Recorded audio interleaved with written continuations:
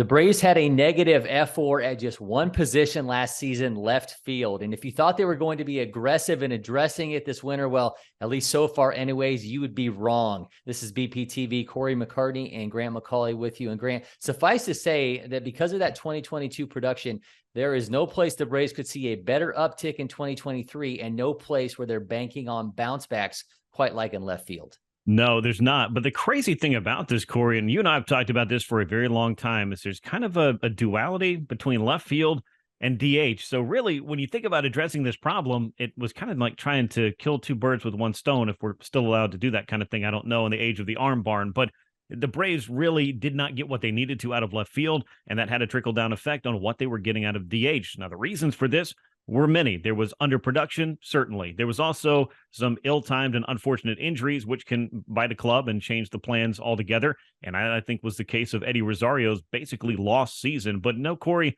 they didn't go out and get that big name, that big bat that you think would solve all these kind of problems, or at least help them to solve left field or DH, or perhaps both.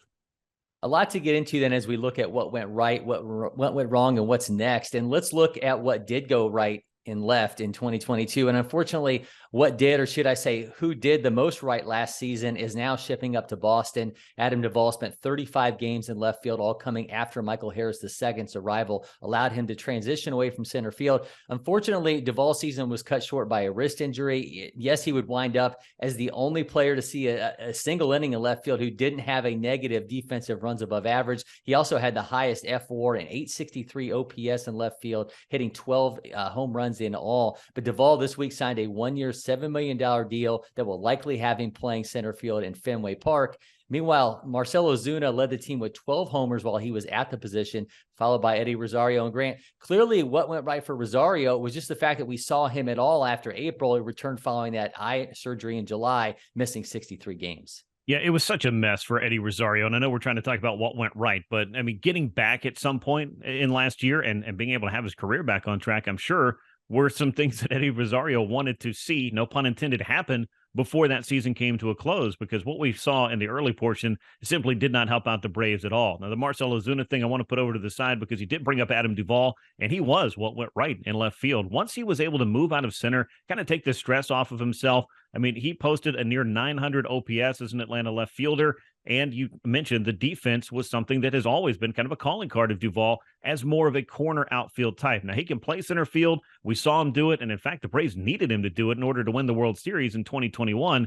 But I felt like he was at such a comfort level there, which is why it was such a shame that what went wrong with him was a wrist injury that ended his season. So great for him to get kind of a big deal with Boston, $7 million guaranteed. I don't think the Braves were ever going to be in it to that level, with the fact that they've already got over $46 million combined between Marcell Ozuna's contract and Eddie Rosario's contract sunk into this left field thing. So they're going to have to figure it out. But outside of Duvall's resurgence after a slow start, it was really trying to piece things together. Even at the trade deadline, going out and getting Robbie Grossman, the Braves just never seemed to be able to get left field to be a consistent production point. And they found themselves, as far as overall runs batted in, OPS, just the things that you might think come from a slugging position, being kind of in the middle to lower third in all of Major League Baseball in production there. And that, Cory, I think is something that just can't continue in 2023. That does not need to be a trend. That year needs to be an outlier. And that, of course, backs us into what went wrong. And for Rosario, anyway, even when he was in the field, it was just nowhere near the expectations that he set during his 2021 postseason heroics. He had his worst big league season, a 62 weighted run created plus, a negative 1.1 fWAR, a 587 OPS to go with a 212 average, all career lows. And before undergoing eye surgery, he was hitting 068 with a negative 23 WRC plus. And when he came back, he improved, but it still wasn't to his standards. He hit 19% below league average with a 659 OPS and 243 average. I mean, it was just it was forgettable to say the least. Yeah, it was. And I just don't know that, when you go through a procedure like that and you come back and, when do you know that you're actually right? I think was probably something that Eddie Rosario was thinking about in the back of his mind over the course of the season. And then thinking about, hey, there's all this lost time this year. How am I going to make up for it in a big way? We saw Eddie Rosario put together one of the best runs of his big league career as part of the 2021 club that not only was able to win the division, but then he was the NLCS MVP. So he went from incredible highs to very harrowing or humbling lows with this eye injury and this eye issue that really washed away his season. Atlanta left fielders overall, 24th in Major League Baseball, 18th in Major League Baseball as far as OPS is concerned. Then you look at what this meant to the DH spot because of Ozuna, because of the fact that he doesn't really need to be playing defensively in a position. I don't think that's an arguable fact. But Eddie Rosario was probably the biggest thing that went wrong last year for the Braves. Ozuna, you were just hoping that he would come in and be able to be somewhat of a productive player. That happened at times, but certainly not enough to make up for some of the other things that went on and went wrong last year for Atlanta in left field / DH. Yeah, I mean, obviously, along with other off-field issues for Ozuna, just continue to make those 2020 memories when he led the NL in home runs and RBIs and got that 4-year, $65 million deal. That felt like centuries ago. He had a negative 0.6 fWAR, hit 11% below league average. And among players with a minimum of 400 innings and left, he had the 9th worst defensive runs above average in the league. You can blame the offensive issues there in a BABIP that for the second straight year was below league average, but the swing rate was up, the whiff rate was up, his percentage of swings outside the zone was at a career high. I mean, I think you could throw a dart and find a trouble spot for Ozuna in 2022. Yeah, you really could. Sorry to step on you, but the walk rate for Ozuna really cratered last year as well. And even those hard hit contact numbers still look very good. If you look at his Savant page, everything else was just not there. And he was not able to make a run producer's impact. And so we saw Marcell Ozuna, a guy who was signed to be a middle of the order bat, batting in the bottom third of the order for the first time in 6 or 7 years in his career. That lets you know where he was at. And that was before the off-field problems that showed up in the second half, kind of put into question not only his career with the Braves, but or place on the team, but perhaps his career, depending on how things played out. And we know, obviously, he was able to stay on the club, but never really made the kind of impact that the Braves bought in for after that 2020 season. And I know I keep going back to DH, but the Braves got just 62 RBI from the DH last year. That is about as bad as it gets. Dead last in the NL, tied with the Cubs. Clearly, you saw the Cubs go out in the offseason and try to make some moves that would make their club better than last year. The Braves, though, in a couple of different spots that they're trying to figure out in DH and left field, which, again, are kind of intertwined, have got to hope for a bounce back from Eddie Rosario, from Marcell Ozuna, or perhaps somebody to step up from the glut of outfielders that they signed over the course of the offseason, including, most recently, Kevin Pillar, who kind of had a lost season in 2022 himself.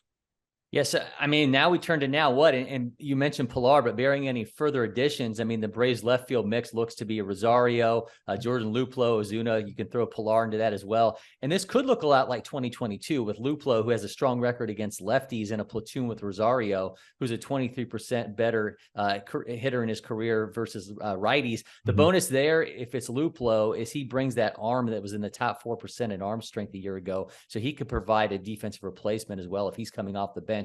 But I think the unknown here is Ozuna, because across his career, he's been better against lefties. So how does he factor in? I think having the two capable bats in Sean Murphy and Travis d'Arnaud at catcher is going to mean you're going to have to juggle DH ABs for them as well, which could take opportunities away from Ozuna. But as we saw last year, Brian Snitker is going to use the players that are given to him, meaning that somehow, some way, Ozuna is going to get opportunities as well. Yeah, I still think we're reaching critical mass at this point where, you no longer can think, okay, well, he's going to bounce back. He's going to bounce back, because you remember how things went, unfortunately, with Dan Uggla. He signed a huge contract, and one that was, I think, more impactful at that time on the Braves payroll than even Ozuna's is right now, because the Braves are spending more than they were back in those days.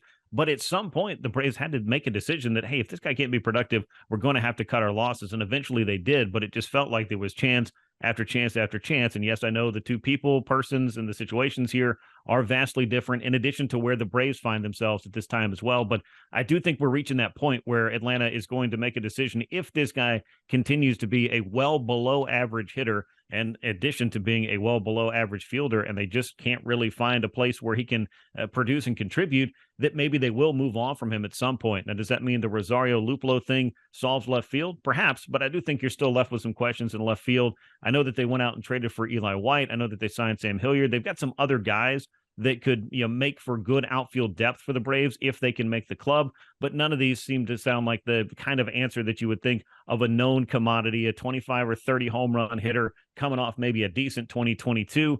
Just what that might have felt like if the Braves were able to plug a bat like that either in left field or at DH. But the fact of the matter is, you throw the Pillar signing in, if he makes the team, in addition to all that other depth, the Braves have about $50 million tied up in this left field conundrum, which made it even more, I think, interesting / confusing when Mark Bowman of MLB.com threw out that, hey, maybe Vaughn Grissom's the answer in left field.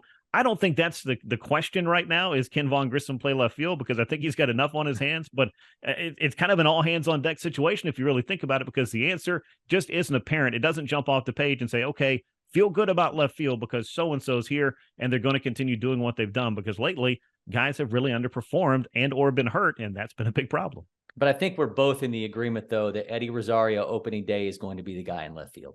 I believe that will be the case in left field. And like you said, the platoon with Luplow could be something that would be beneficial for both guys based on their splits, but health is going to be a big thing. And hopefully Eddie Rosario's had a winter in this offseason to kind of reset himself mentally, physically from last year and come back in and getting back to being kind of the player that he has been throughout the course of his career, and the guy that the Braves gave $18 million to return after his 2021 heroics.